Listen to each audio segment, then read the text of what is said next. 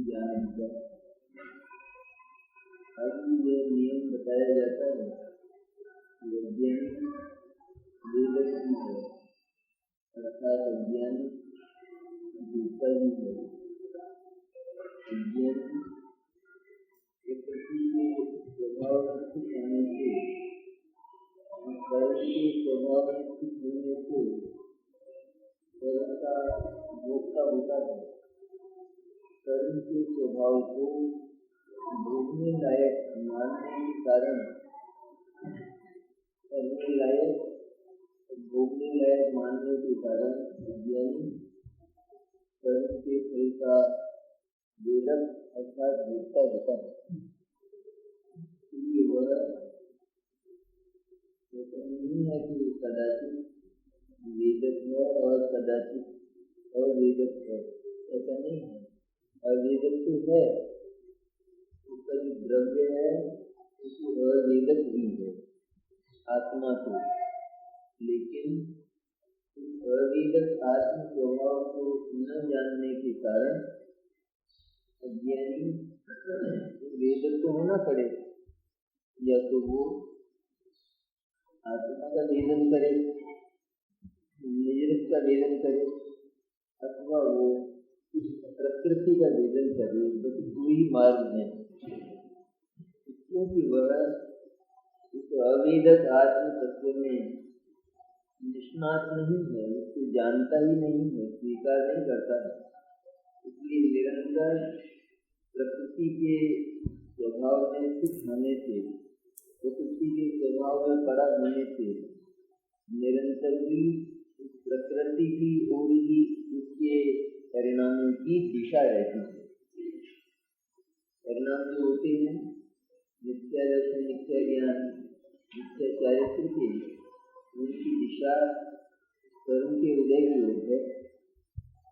सदा ही मिथ्या दर्शन, मिथ्या ज्ञान, मिथ्या चारित्र मोह में होते हैं। मोह के उदय का अभाव है तो इधर ये मिथ्या दर्शन, मिथ्या ज्ञान, मिथ्या चारित्र नहीं है। तो अज्ञानी को क्या है कि वह मिथ्या दर्शन, मिथ्या ज्ञान, मिथ्या चारित्र का वेदक होने से प्रकृति का अर्थात कर्म का वेदक है। क्यों है? तो ये उसके होने पर ही होते हैं, इसके अभाव में ये नहीं होते।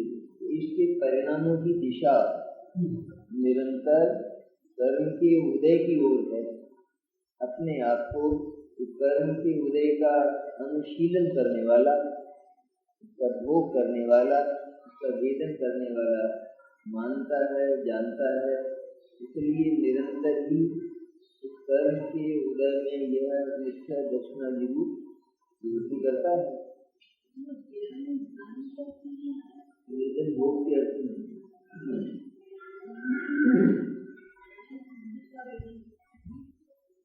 भोग के अर्थ में अज्ञानी दूसरा ही है, ऐसा नियम भाषा कहते हैं। नीचे सत्ता न सोयादी पयादी न हो अध्याय गुणका दुर्दम बनता न कन्यानंदता भली भांति शास्त्रों को पढ़कर भी प्रकृति को अर्थात प्रकृति के स्वभाव को नहीं छोड़ता। जैसे मीठे दूध को पीता हुआ दूध कर नविश नहीं होता, भली भांति शास्त्रों को पढ़कर भी अगर वे जीव का इतना तो अधिकार है वो शास्त्रों को पढ़ता है। इसलिए यहाँ पर चर्चा जिसने तत्व शास्त्रों का अध्ययन किया है, जो आगम का वेत्ता है, आगम का जानकार है, उसकी बात है, इसकी है ना चर्चा।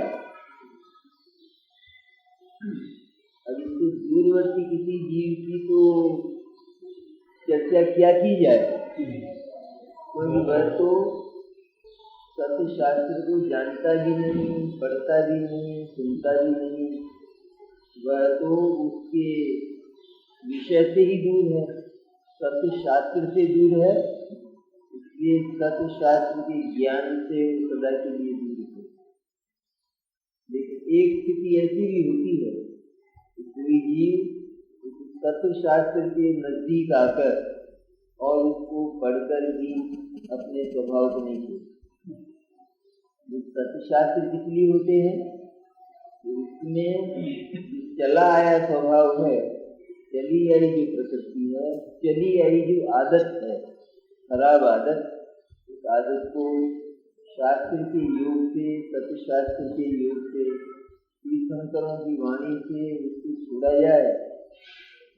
पहले तो उस पर अविश्वास किया जाए, उसके बाद उसका परित्याग किया जाए।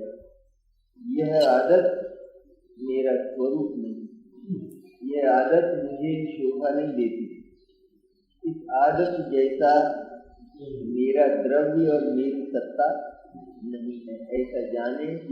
इस आदत के प्रति परत्व होता है, और जब परत्व होता है तो धीरे धीरे उसका भाव नियम से होता है। क्या करता है अभव्य जी? उदाहरण अभव्य का है, क्यों दिया है ऐसा? इतना तो अभव्य भी कर लेता है। कोई कहेंगे तो अभव्य की बात है, अभव्य की बात थोड़ी। उदाहरण अभव्य का दिया ना, क्यों दिया? जितना काम तुम करते हो ना, अभव्य मैंने कौन?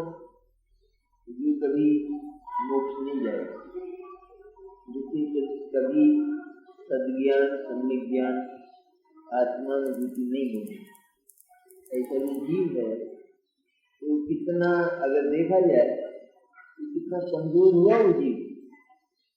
अभव्य जीव है ना, बहुत कमजोर, जिसका उपादान काफी कमजोर है, जिसका उपादान, जिसका द्रव्य सम्यक दर्शन ज्ञान चारित्र को परिणमन करने में समर्थ, द्रव्य मैंने जिसकी आदत समर्थ नहीं है, वो है ना अभव्य। और वो कितना काम कर लेता है? शास्त्र अर्थात सारे शास्त्रों को पढ़ लेता है, आगम का ज्ञाता, 11 अंग और 9 पूर्व का ज्ञाता अभव्य हो जाता है। अब अगर इतना काम कोई भी कर ले तो कहते हैं ये तो अभव्य कर लेता है, ठीक है, तुमने कौन सा बड़ा काम किया? आत्मा की श्रद्धा, श्रद्धा मैंने आगम ज्ञान तत्वार्थ श्रद्धान कहलाता है। तत्वार्थ श्रद्धान, आगम ज्ञान और संयम भाव, ये कहे जाने वाले, जो कहे जाते हैं, मैंने जो श्रद्धान के नाम से, ज्ञान के नाम से और संयम अर्थात आचरण के नाम से पुकारे जाते हैं, वहाँ तक तो वो अभव्य भी पहुँच जाता है।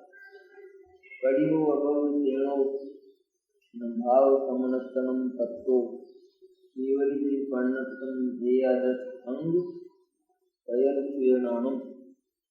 अभव्य सेन मुनि जो आज तक भी मोक्ष नहीं गए हुए तो हैं बहुत पहले, लेकिन आज तक भी जिनका मोक्ष नहीं हुआ, अनंत काल में भी जिनका मोक्ष नहीं होने वाला है, तो उन्होंने सारे केवली भगवान प्रणीत सारा आगम पढ़ा, सकल शुद्ध ज्ञान। भगवान का तो है केवल ज्ञान, केवल ज्ञान के निमित्त से शुद्ध ज्ञान की परिणति होती है और शुद्ध ज्ञान की रचना होती है। आगम की रचना किससे होती है? केवल ज्ञान। शुद्ध ज्ञान की रचना भी किससे होती है? जितने भी जीव ब्रह्मचर्य में होते हैं वे सब शुद्ध ज्ञान वाले होते हैं। विधि ज्ञान और मनोबरी ज्ञान को समझने में काम नहीं आता। इसमें काम आता है। भगवान केवली के समकरण में अवधि ज्ञान मन परिज्ञान से काम लेते हैं क्या? काम लेने वाले सुनेगा कौन थे? वाणी को। शुद्ध ज्ञान में होता है, शुद्ध ज्ञान की प्रवृत्ति में केवल ज्ञान, और वो आगम की जो रचना होती है उसको सकल शुद्ध ज्ञान कहा। भगवान की दिव्य ध्वनि का सार जिसमें आ जाता है, द्वादशांग में सार आता है, सब नहीं आता। सबको ये अभव्य जान लेता है, पढ़ लेता है, उसको वो सब याद है, याद वो दूसरे को पढ़ा सकता है। भगवान ने क्या बोला वो सब वो जानता है, भले समझ में न जाए। तो द्वादशांग की रचना तो होती है कि नहीं होती? द्वादशांग के पाठी मुनिराज आचार्य होते हैं नहीं, उनसे वो सुने तो उसका क्षोभम इतना तो उसको सब याद है, सारा याद रहता है। जनवाणी में क्या क्या है सब हमको मालूम। और तत्वों की श्रद्धा भी है। भगवान ने 7 तत्व कहे, उनका स्वरूप ज्यों का त्यों जानता मानता है। इसमें थोड़ा भी कम अधिक करके नहीं जानता मानता। तत्वों को कभी क्षय नहीं कर देता, अथवा तत्वों को कभी 8 नहीं कर देता, तत्वों को 7 ही रखता है, अथवा 9 रखता है, 6 नहीं कर देता ना। जो पुण्य भाव है उसको संबर में नहीं मिला देता। जिसने पुण्य भाव को संबर में मिलाया उसने 6.5 तत्व रखकर दी। 6.5 पाप तो रखा, आश्रम और बंधु, पुण्य को कहाँ भेज दिया? कितने हो गए तक? 6.5 नहीं, 6.5 हो गए, 7.5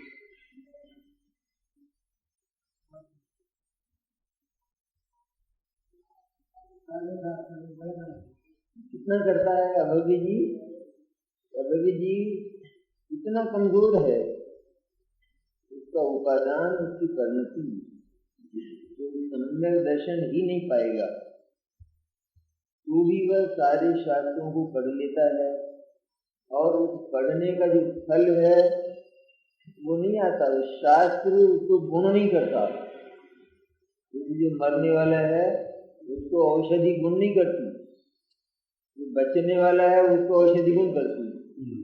इसी तरह अभव्य उसका मोक्ष होने वाला नहीं है। मैंने क्या, वो मुक्ति के लिए पुरुषार्थ करेगा ही नहीं। किसी ने प्रतिबंध नहीं लगाया कि उसका मोक्ष नहीं हो, लेकिन वह मुक्ति का पुरुषार्थ करता नहीं है तो उसे मुक्ति होती नहीं है। लेकिन फिर भी वो इतना तो कर लेता है। तो जगत के अज्ञानी भले ही वे भव्य हों, वे अगर इतना कर लेते हैं तो उन्होंने क्या बड़ा काम किया। भव्य होकर उनको सत्य शास्त्र का फल प्राप्त करना चाहिए था, और यदि तुमने सत्य शास्त्र का फल प्राप्त नहीं किया तो तुम भी अभव्य ही हो अभी, तो उसमें और तुमने कोई फर्क नहीं।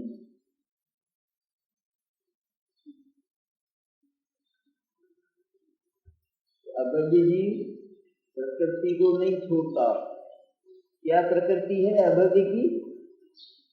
अभव्य की प्रकृति क्या है? शास्त्र में तो लिखा है कि आत्मा मनुष्य नहीं, आत्मा की देह नहीं होती, आत्मा पुण्य और पाप वाला नहीं होता। और ये मिथ्या दर्शन में क्या मानता है, ये मैं मुनि हूँ और ये सब मेरा कर्म है। आदत छोड़ी थी। शास्त्र क्या बोला? शास्त्र ये बोला कि आत्मा मुनि नहीं होता है, तो मुनित्व तो छूट जाता है, चला जाता है, आत्मा भी चला जाता है।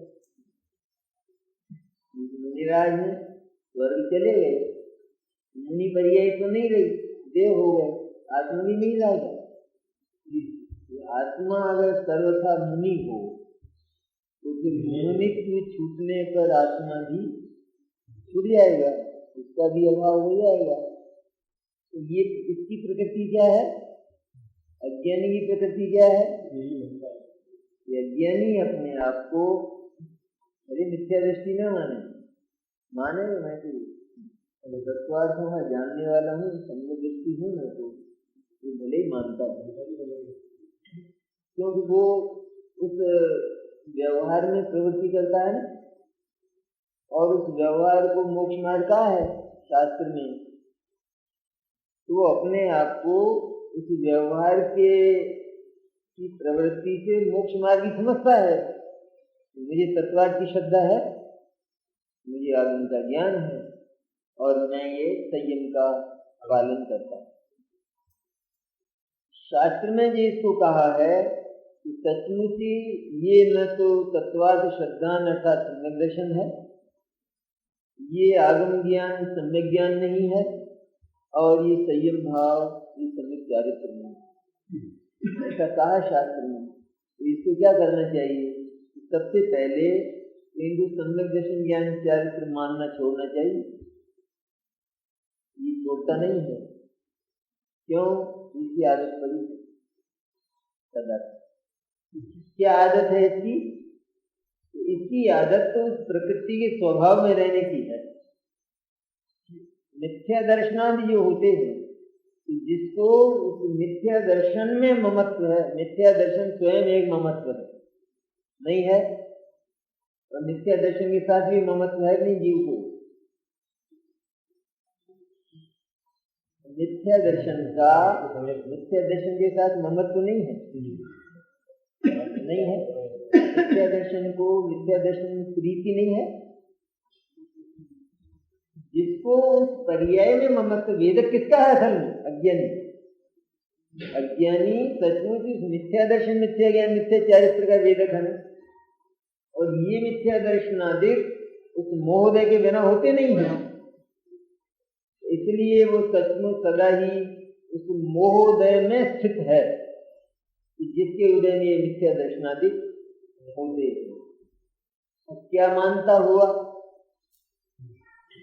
ये परद्रव्य को अपना कर्ता मानता हुआ, और अपने को परद्रव्य का कर्ता मानता हुआ निरंतर इस विश्वास में रहता है कि कर्म के उदय के अनुसार परिणमन कैसे नहीं किया जाए।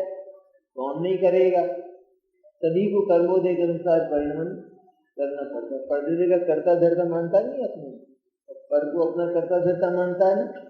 तो इसका उस कर्मोदय के प्रति ये विश्वास और ये ज्ञान पड़ा है। ये जो कर्म का उदय है मिथ्या दर्शन नहीं होगा, अब तब जाएगा वो मिथ्या दर्शन, ये मोहदय चला जाएगा तो मिथ्या दर्शन चला जाएगा। तो कहाँ स्थित है ये? कहाँ स्थित है? जब दुनिया में ये चीजें हैं तो मन नहीं चले क्या? दुनिया में चीजें हैं तो मन तो चले ही चले। तो जिसने ये माना उसका मन तो चलेगा नहीं। किसी को कहा जाए जलेबी छोड़ो, जलेबी के छोड़ो, वहां जाते हुए थाली देखते ही मन चल जाता है। तो मन तो तुम्हारा है ना, या जलेबी का है मन? मन किसका है? मन तो अपना है ना। हम उसको उधर से मोड़ सकते हैं? नहीं मोड़ तो सकते हैं। ये क्या कहता है? इसने मान क्या रखा है? वो तो वहां जाते ही चलता है। जिसने ये माना है उसका तो चलेगा नहीं चलेगा। तो इसका मन कहाँ स्थित है? हमेशा कहाँ स्थिति है इसकी? उसमें नहीं, जलेबी के थाल में नहीं स्थित है हमेशा। दुनिया भी तो यही कहती है वहां स्थित है, इसका धुआं रहता है हमेशा। इसलिए अज्ञानी कहाँ स्थित है? अज्ञानी कहाँ स्थित है?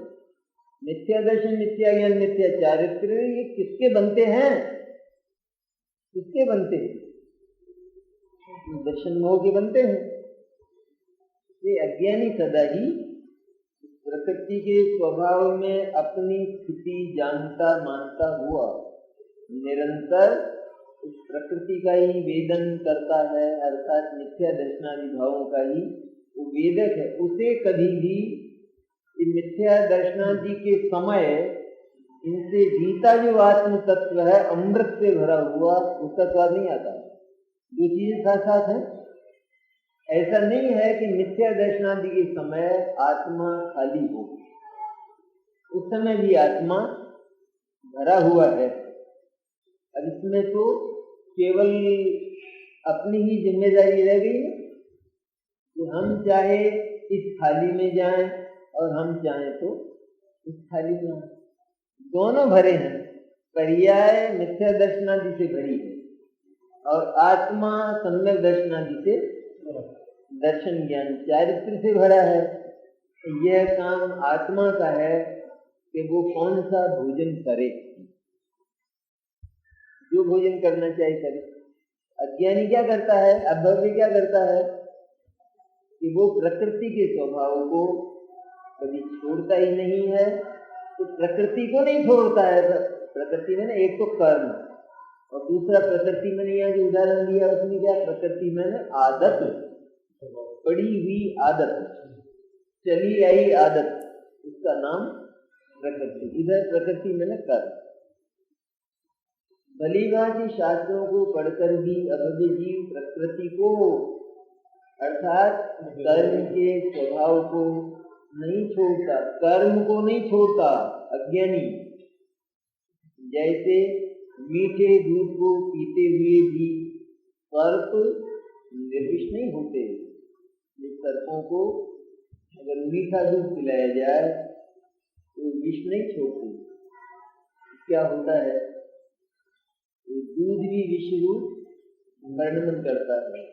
इस तरह अज्ञानी सत्यशास्त्र पढ़ता है और वो सत्यशास्त्र उसको जहर बनता है, भीतर जाकर विष बनता है। भवच्छेद का कारण सत्यशास्त्र आत्मा की परिणति में जाकर भव का छेद करे, ये सत्यशास्त्र की वास्तविक निमित्तता है। अब उसकी दूसरी निमित्तता जो अज्ञानी को होती है, शास्त्र दोनों को एक से है, ज्ञानी को और अज्ञानी को। और अज्ञानी को निमित्तता क्या है, तो अज्ञानी का तो उपादान भीतर से विषमय है, इसलिए सत्य शास्त्र की निमित्तता उसके विष को बढ़ाने में होती।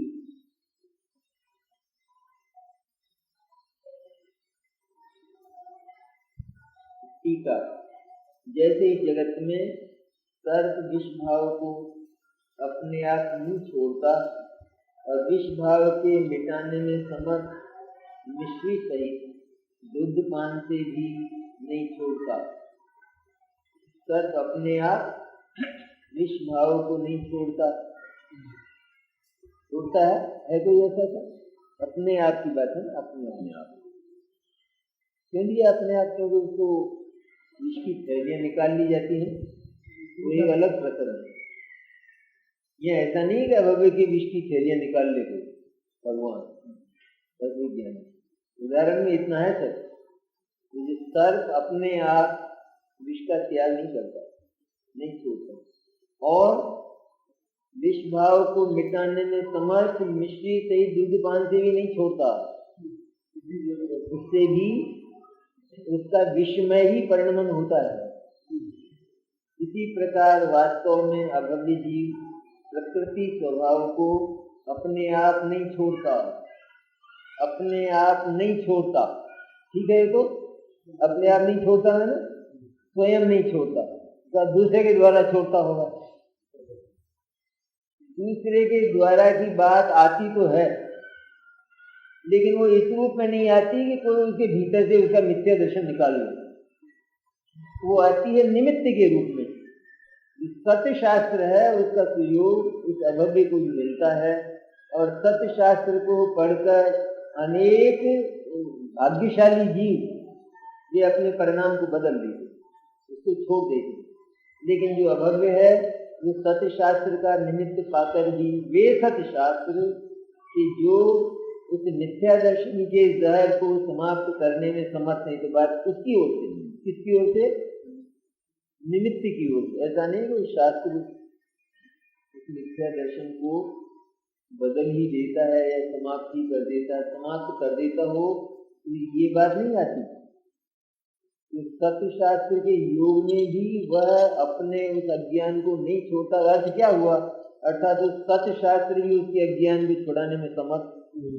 जब सत्य शास्त्र समर्थ ऐसा शब्द आया है, इसका अर्थ क्या हुआ कि अगर अज्ञान छूटता है तो केवल सत्य शास्त्र के योग से ही छूट सकता है, वही समर्थ है। छूटता है तो केवल वही समर्थ है, अन्यथा छूटता भी नहीं है। अभव्य जीव प्रकृति स्वभाव को अपने आप नहीं छोड़ता और प्रकृति स्वभाव को छुड़ाने में समर्थ रूप द्रव्य शुद्ध के ज्ञान से भी नहीं छोड़ता।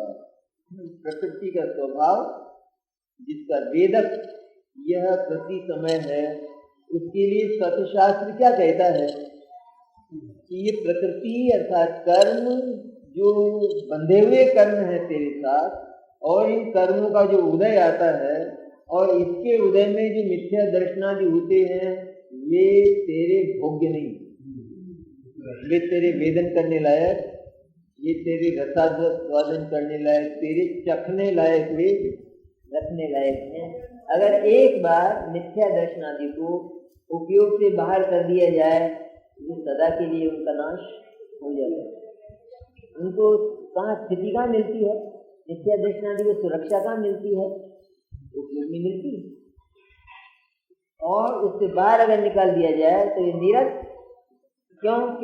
क्योंकि ये जो उपयोग है ये उनका रस नहीं लेता है। जब उनका रस लेना बंद हो जाता है तो वे समाप्त हो जाते। इस तरह जैसे जड़ को समाप्त कर दिया जाए और वृक्ष को छोड़ दिया जाए, इसी तरह यहाँ जो उपयोग है ज्ञान ने स्वीकार किया है कि ये जो प्रकृति बांधे हुए कर्म, इनका जो उदय आ रहा है, इस उदय के अनुसार मुझे भाव होते हैं, हो रहे हैं और होंगे। ये स्थिति कहाँ है इसकी? प्रकृति में, इस उदय में स्थित है। जिसने उससे अपना संबंध तोड़ा कि ये कर्म और इस कर्म के उदय में होने वाले भाव ये मेरे कुछ नहीं होते, इनसे मेरा सर्वथा कोई संबंध नहीं है ना। जैसे वो हलवाई के यहाँ जो जलेबी बनती है वो, और उस जलेबी के संपर्क में आने वाला स्वाद जिसका वेदन ये वो जैनी खुद करता है। जैसे ये स्वाद, और ये किससे आता है स्वाद? ये स्वाद कब आवे? जब इसकी स्थिति वहां हो, उसमें इसको प्रीति वहां हो, तब आवे नहीं स्वाद। तो ये दोनों मेरे कुछ नहीं होते हैं, ये दोनों के दोनों मेरे कुछ नहीं होते हैं। मैं इनको सेवन करने लायक नहीं हूँ, क्योंकि मैं इनसे अधिक अर्थात पवित्र हूँ। ऐसा जाने तो उससे निवृत्त हो जाता है। इससे क्या जाना जाता है? द्रव्य शुद्ध क्या कहता है कि तू मिथ्या दर्शनादि से निवृत्त हो जा, क्योंकि यह तेरा आस्वाद्य नहीं है। तू बार बार मिथ्या दर्शन, मिथ्या ज्ञान, मिथ्या चारित्र का स्वाद ले, ऐसा तेरा आत्मा नहीं है। तेरा आत्मा बहुत ऊंचा और पवित्र तत्व है, इसलिए इनका स्वाद लेना छोड़ दे, बंद कर दे। इसका स्वाद लेना बंद करने के लिए क्या करना पड़े? प्रकृति से विरक्त होना पड़े, इससे निवृत्ति लेना पड़े, तो प्रकृति के स्वभाव को छोड़ सकता है। लेकिन अभव्य चूंकि नहीं छोड़ता है, तो इसी तरह भव्य भी अगर वह आगम ज्ञान, तत्व श्रद्धान और संयम भाव कर लेता है और उस प्रकृति के स्वभाव को नहीं छोड़ता, ये किसके लिए है? ये आगम ज्ञान, तत्व श्रद्धान, संयम भाव किस लिए है? इसलिए है कि भीतर पड़ा हुआ मिथ्या दर्शन, मिथ्या ज्ञान, मिथ्या चारित्र समाप्त हो, उसका अंत हो। इसलिए है, किसके लिए है? ये इनको स्वीकार कर लेना तो उसका अंत नहीं है। इनमें प्रवृत्ति करने से वो समाप्त हो जाता और सो तो नहीं है, लेकिन इनमें प्रवृत्ति उसको समाप्त करने के लिए की जाती है। इसलिए इनमें जिसने प्रवृत्ति की तो उसके वे भाव समाप्त हो जाने चाहिए। और यदि कोई इनको पाकर भी उनको समाप्त नहीं करता है तो वो अभव्य है, उसने कोई बड़ा काम नहीं किया। कहना क्या चाहते हैं आचार्य? आगम का ज्ञान हो जाना ये कोई बड़ा काम नहीं, सारे शास्त्रों का पढ़ लेना बहुत बड़ा काम नहीं, तत्वार्थ का श्रद्धान हो जाना बड़ा काम नहीं, संयम भाव हो जाना, महाव्रतादि हो जाना, ये भी कोई महान कार्य नहीं है। क्यों नहीं है? क्यों नहीं है? उत्तर है इसमें, क्या है उत्तर? ये तो अभवी कर लेता है। कहाँ हो तुम, कहाँ बात करते हो? ये तो अभव्य कर लेता है। इस अभव्य का कभी मोक्ष होने वाला नहीं है। वो अभव्य जिस काम को कर लेता है तो वो काम बड़ा काम है क्या? बड़ा काम है नहीं है।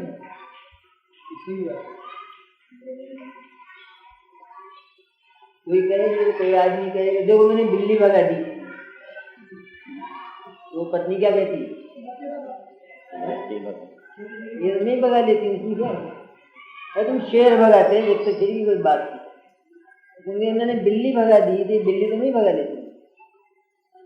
तो जिस काम को औरतें कर लेती हैं वहां तक अगर तुम पहुंच भी गए तो तुमने कौन सा बड़ा काम कर लिया? इस तरह अभव्य जिस काम को कर लेता है वहां तक अगर तुम पहुंचे भी हो, कुछ भी नहीं हुआ अभी, कुछ भी तुमने बड़ा काम किया नहीं।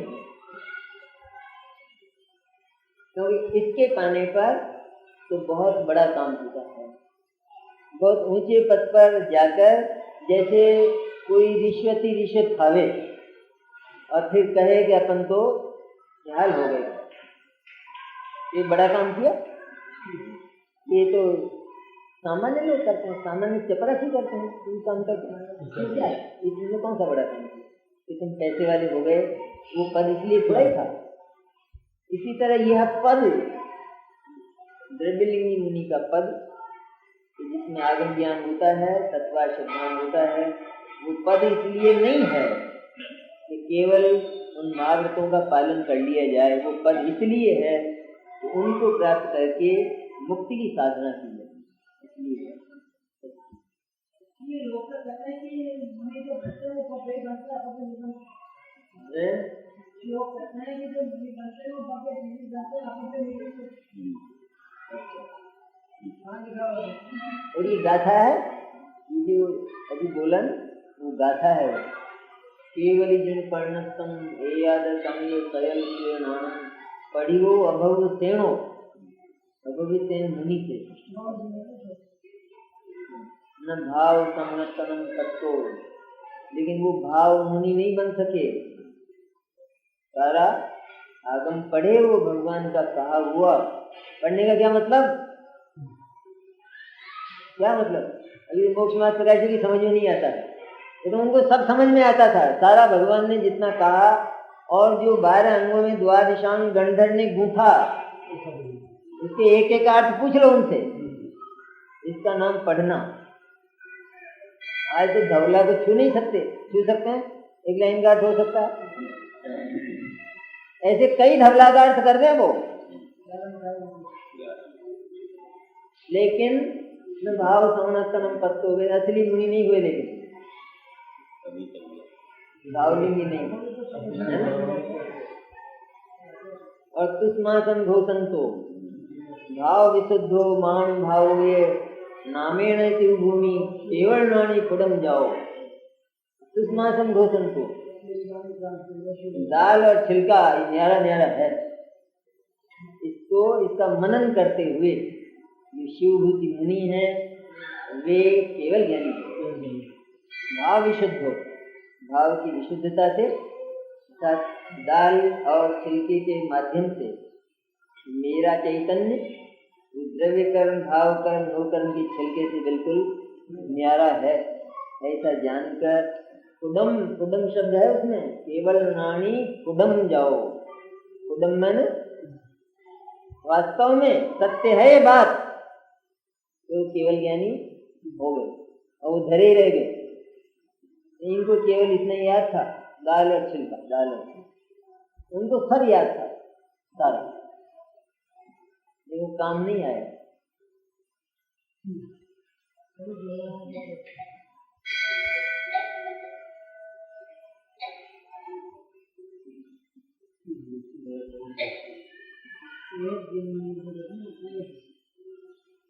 क्योंकि उसे सदा ही भाव सुखी ज्ञान स्वरूप शुद्धात्म ज्ञान के अभाव के कारण अज्ञानीपन है।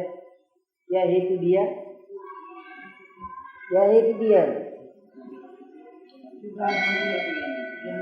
इतना सारा किया ना, इतना सारा किया ना, ये इतनी तोपें चलाई ना, तो मरा तो कोई नहीं, इससे क्या हुआ? ये सारे हवा में फायर हुए सबके सब। क्या है, क्यों हुआ ऐसा कि उसे ये शुद्ध ज्ञान तो हुआ, द्रव्य शुद्ध का दास शुद्ध ज्ञान वो तो उसको हुआ, लेकिन आत्मा का संवेदन करने वाला शुद्ध ज्ञान उसको नहीं। तो शुद्धात्म ज्ञान सारे ही द्रव्य शुद्ध ज्ञान का एकमात्र फल होना चाहिए। द्रव्य शुद्ध को पढ़ने का चाहे वो कितना ही पढ़ा जाए, चाहे वो एक पंक्ति पढ़ी जाए, एक पंक्ति सुनी जाए, उसका नाम है द्रव्य शुद्ध।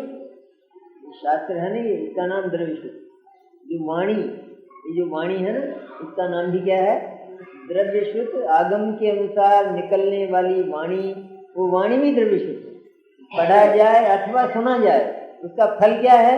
वो वाणी जिसके संबंध में कहती है वहां पहुंचा जाए, उसकी श्रद्धा और उसका अनुभव किया जाए। इसलिए सारे ही द्रव्य शुद्ध के समागम का फल केवल एक ही है, शुद्धात्मा का ज्ञान हो, आत्मा का ज्ञान हो। क्योंकि आत्मा का ज्ञान होने पर उस आत्मा में ही सारा आराम मिलता है और जीव आराम चाहता है। इसलिए जितना कुछ काम होता है वो सब आराम के लिए करता है। जिसने आराम किया नहीं वो उनमें लग गया। खाना बना रहे ना, खाना बनाने में बहुत समय लगता है नहीं, वो किसके लिए होता है? खाने के लिए नहीं होता, भूख मिटाने के लिए।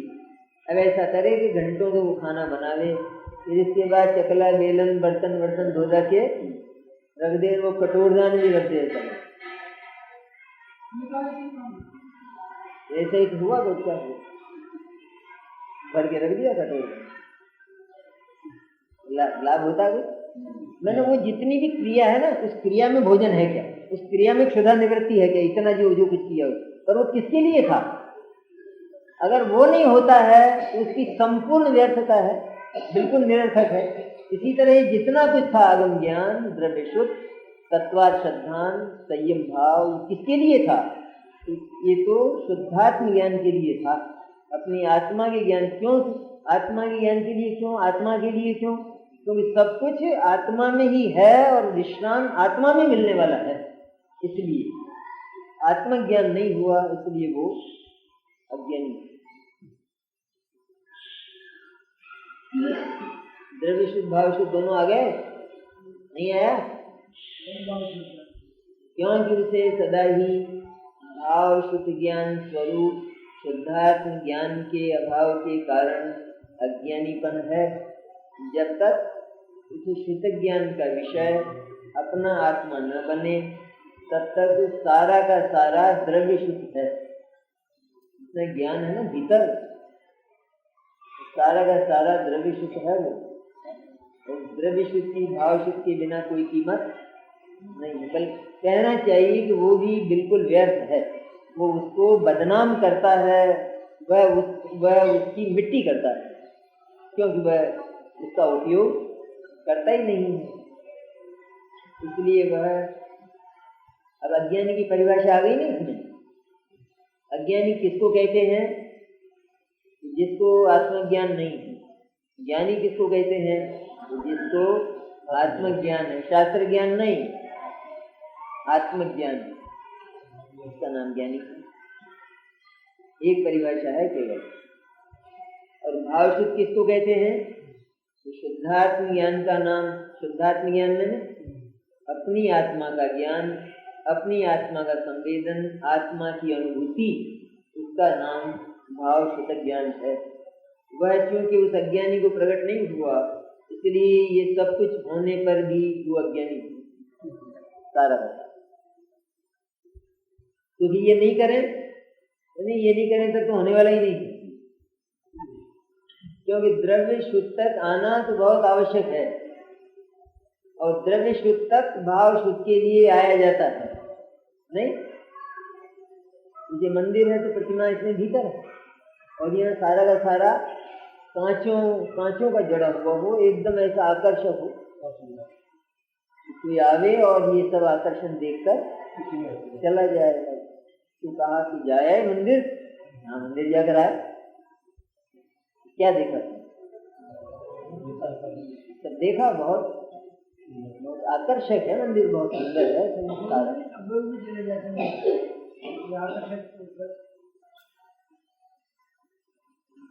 और क्या देखा कि और कुछ नहीं देखा, वो मंदिर का प्राण तो देखा ही नहीं।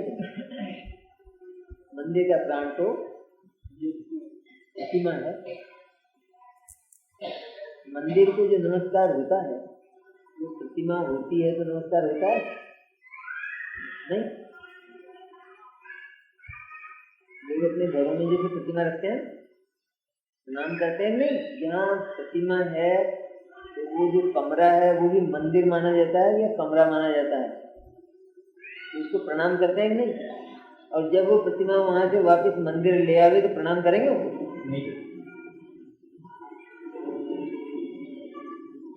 मंदिर भी मतलब है ना, जिन मंदिर नवदेव है ना, नवदेव पूज्य है नहीं? जिन मंदिर तो जिसमें जिन है तो वो मंदिर है, जिन नहीं है तो क्या है?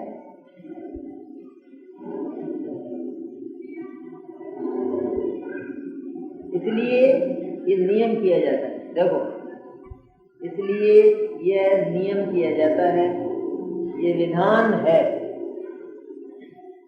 कि अज्ञानी प्रकृति स्वभाव में स्थित होने से वेदक ही है। प्रकृति स्वभाव में फिर लिखा ना, स्थित होना चाहिए। अज्ञानी प्रकृति स्वभाव में स्थित होने से वेदक ही है। इस गाथा में नियम बताया है कि अज्ञानी कर्म फल का भोक्ता ही है। यहाँ अभव्य का उदाहरण युक्त है। जैसे अभव्य का स्वयमेव ये स्वभाव होता है कि द्रव्य सुख का ज्ञान आदि बाह्य कारणों के मिलने पर भी अभव्य जीव शुद्ध आत्मा के ज्ञान के अभाव के कारण कर्मोदय को भोगने के स्वभाव को नहीं बदलता। इसलिए इस उदाहरण से स्पष्ट हुआ, शास्त्रों का ज्ञान इत्यादि होने पर भी जब तक जीव को शुद्ध आत्मा का ज्ञान नहीं है, अर्थात अज्ञानीपन है, तब तक वह नियम से भोगता ही है।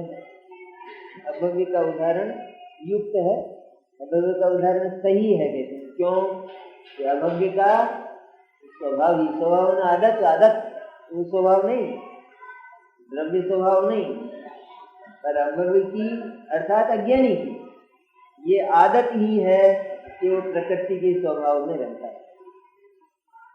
जैसे वो अभव्य उस प्रकृति के स्वभाव का परित्याग नहीं करता, इसी तरह वो अज्ञानी अज्ञान दशा तक की बात है, अज्ञान का परित्याग कर सकता है, अज्ञान का परित्याग कर देगा, भले इतना अपन माने, लेकिन वर्तमान में उसका जो स्वभाव है उसकी मीमांसा आचार्य करते हैं कि कैसी आदत है इसकी अज्ञानी की। बहुत समय से चला है, चला तो आया बहुत समय से अज्ञान, तो बहुत समय से चला है अज्ञान, क्या है ये, क्यों चलाया? तो इसकी आदत ही ऐसी है कि ये उस कर्म में अपनी स्थिति को वहां से ढीला करता ही नहीं है, निरंतर ही कर्म के स्वभाव में अर्थात मिथ्या दर्शन, मिथ्या ज्ञान, मिथ्या चारित्र में रममाण है, निरंतर उसी में लीन रहता है। इसको उसमें आनंद है, ये उसका वेदन करता है, ये उसका भोगता है, उसके भोग में इसको रस है, रस, उस दुख में भी रस है, इसको दुख में रस है नहीं है, दुख में रस। अगर दुख में रस नहीं हो तो फिर ये दुख से मुक्ति के उपाय में प्रवृत्त हो,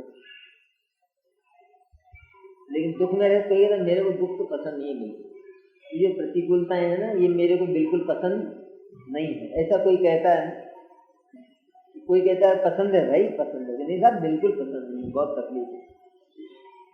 तो उपाय बताते हैं, करोगे तो बताओ, मुनि बन जाओ। ये इन सबका क्या होगा? अरे तेरे को दुख पसंद नहीं है ना, इन सब के साथ तो वो दुख अनिवार्य है ना, अनिवार्य। अब इसको जब उपाय बताया जाए तो क्या कहता है,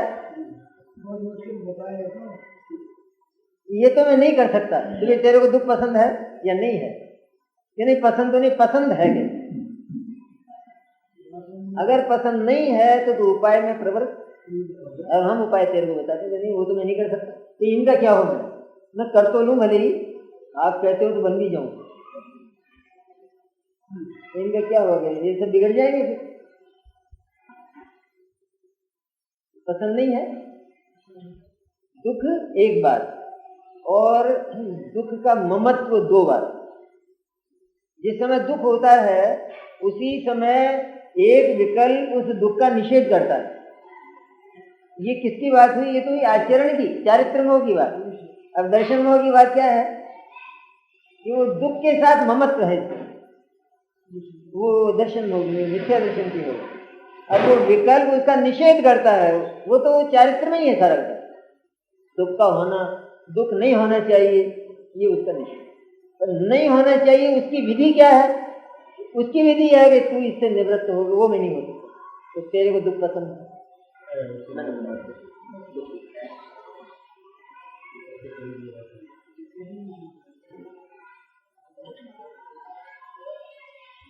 यानी कर्मोदय के कर्मोदय को भोगने के स्वभाव को नहीं बदलता।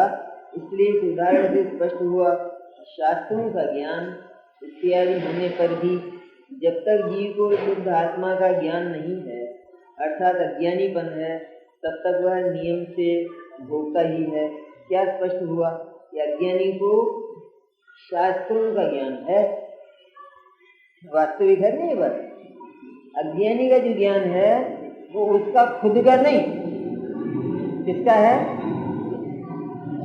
किसका, अज्ञानी का ज्ञान शास्त्रों का, और ज्ञानी का ज्ञान किसका है, तो उसका ज्ञान खुद का है, उसका स्वयं का है ज्ञान।